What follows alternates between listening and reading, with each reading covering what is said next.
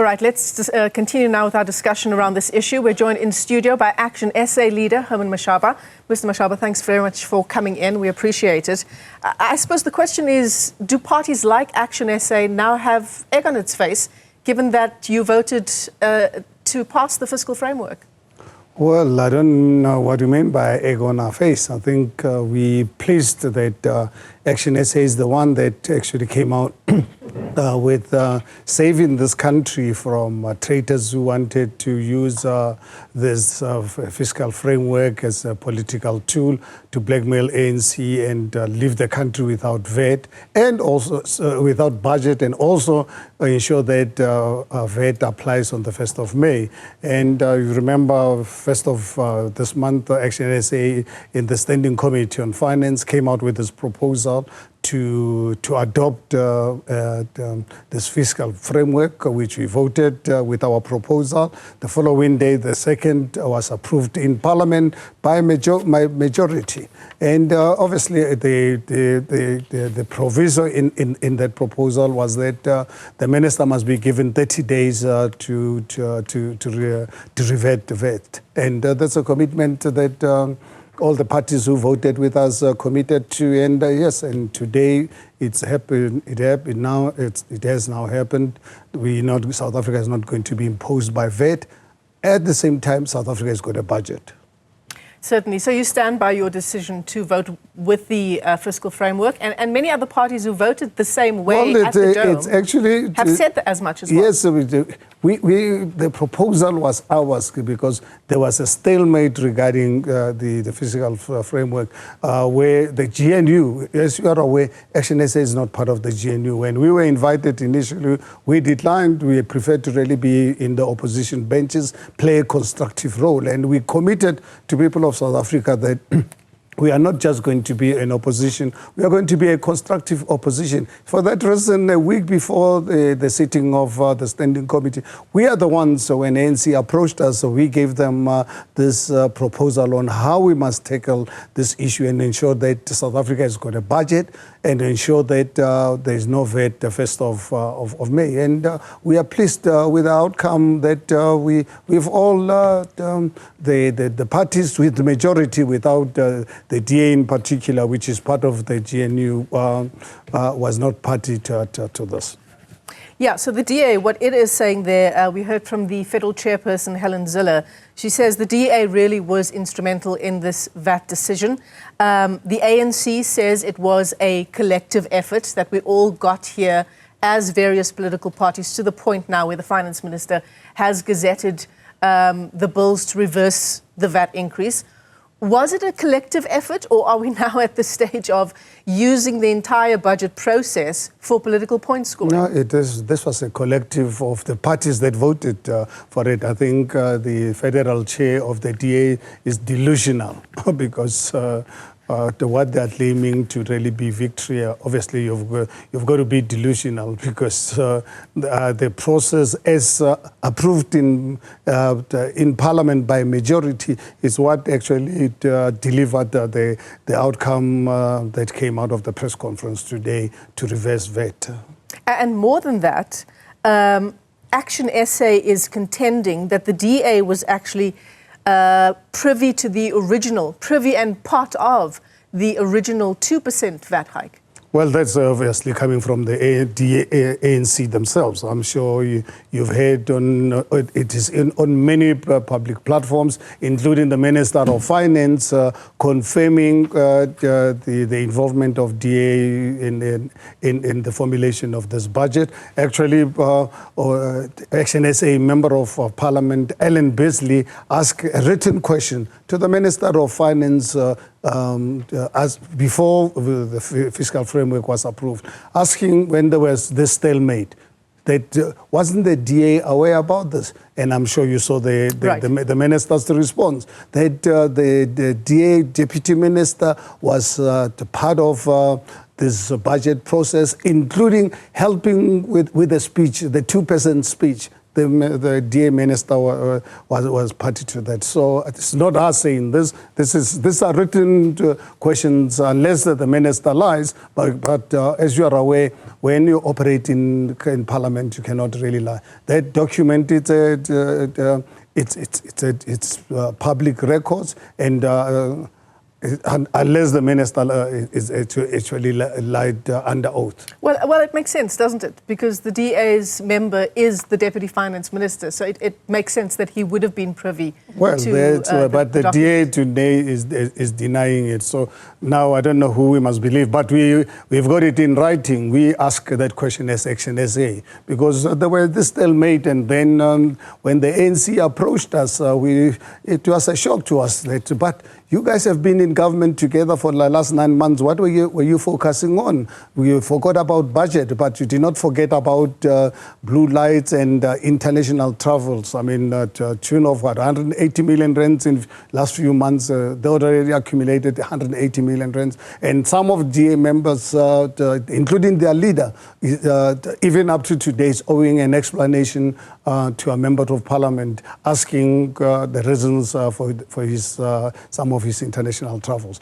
We still are waiting him to tell us, because these are public monies, and we have every right in Parliament to ask those questions. Certainly, and taxpayers have every right to know the answers. So obviously now the issue is, how do we make up for the revenue shortfall of 75 billion rand? Does ActionSA have an alternative to the budget process as it is now? I think, Michelle, remember 2 days after the Parliament approved the fiscal framework, as ActionSA, we issued a statement to confirm that we have submitted just over 100 billion rands of alternative revenue streams, including cuts of this bloated government, this international travel, fighting corruption. Remember, we issued that statement. It is a public knowledge, but obviously it was not the necessary, or actually would have been a wrong way of sharing that document with the public, because we wanted the Treasury and the budget team to have a look at all this. And it's not only ActionSA that submitted proposals, including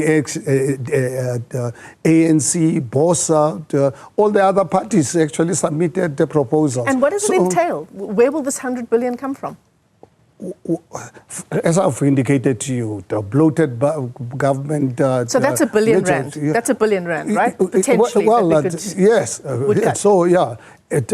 Corruption, wasteful expenditure. I'm sure you read every year the Auditor General's misuse of public funds. This bloated government, us as ActionSA, actually, where we had a very fast stage of bringing a bill to Parliament to reduce the size of cabinet, because that's something that we feel it's absolutely unnecessary.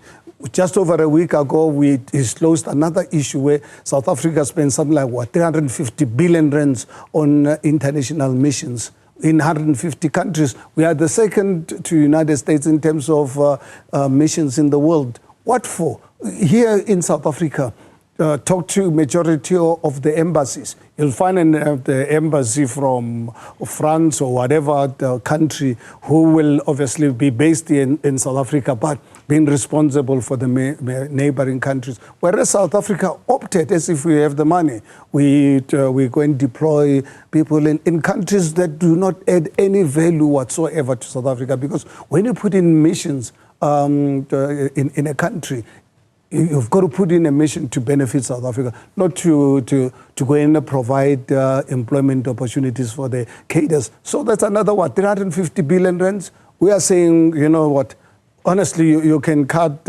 even if you cut 25, 50%, let's say you cut 25% of that, So what we are saying, those are the opportunities.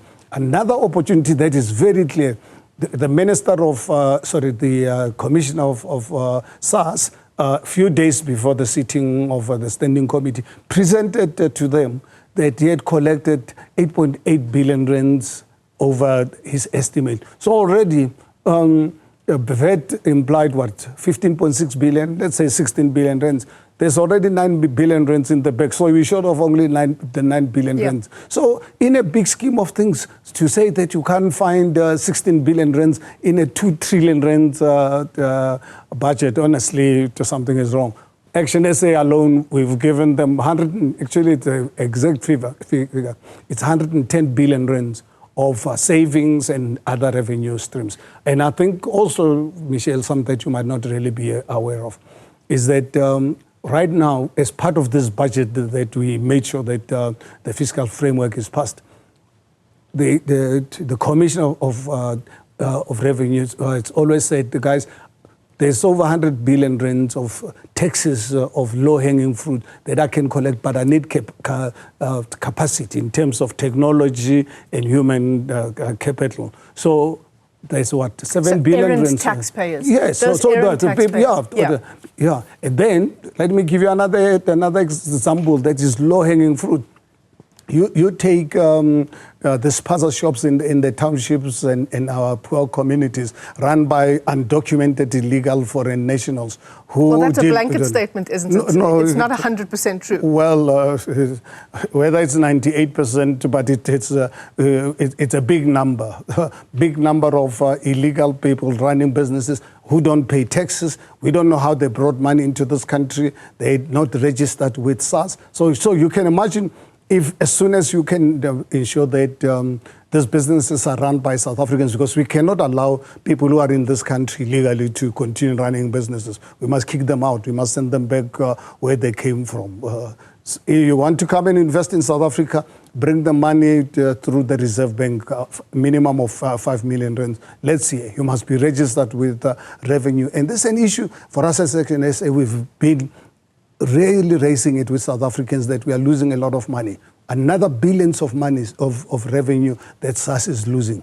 It's on imported, expired goods and counterfeit goods. Billions coming into our country. No, certainly, and I think the Commissioner these are opportunities. So these are opportunities that are low-hanging fruits. You don't have to really be a rocket scientist or be a master. You need a master in economics. You just really use common sense to say, look, you're looking in a 2 trillion rands business. Business. You are looking for 8 billion rands. Honestly, I'm sure even someone who's not gone to school can fix that problem. Mr. Mashaba, your view now, we're running out of time, but just your final words on the government of national unity, whether you are still planning to stay in the opposition benches, your feelings around the need for us to make the GNU work for the good of the country, whether you agree with that or not. Well, I think as far as we're concerned, we hope that they continue working together. How? Unfortunately, with the arrogance of the DA, I don't know, only God helps South Africa to ensure that they can sustain their relationship.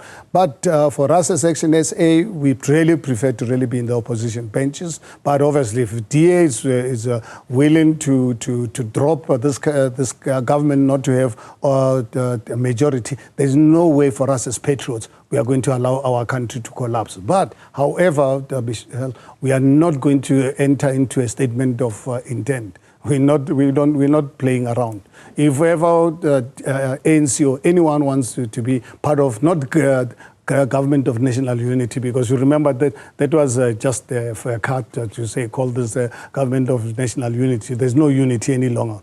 This is a coalition government. We'll need a proper, legally binding coalition arrangement that can hold we can hold each other accountable and ensure that we make it a public document. So it's not off the table for ActionSA to join, even calling it a coalition as long as if the ANC does not have the majority, they're willing to talk to us. Will you do it if the DA is still in the coalition government? No, we won't. And not because we don't want to work with the DA. They don't need us. They've got 70%. We don't want to leave. There has to be right. We would really prefer to really be in the opposition because ANC would not need us. They've got 70%. What are they going to do? And we know how important accountability is in Parliament. Yes, absolutely. Mr. Mashaba, thanks very much for coming into studio. Herman Mashaba is the ActionSA leader, joining us here on these announcements around the VAT hike. Those documents have now been filed by the Finance Minister and Treasury to reverse the VAT hike that would have come into effect on the 1st of May. More on that story for you when we come back.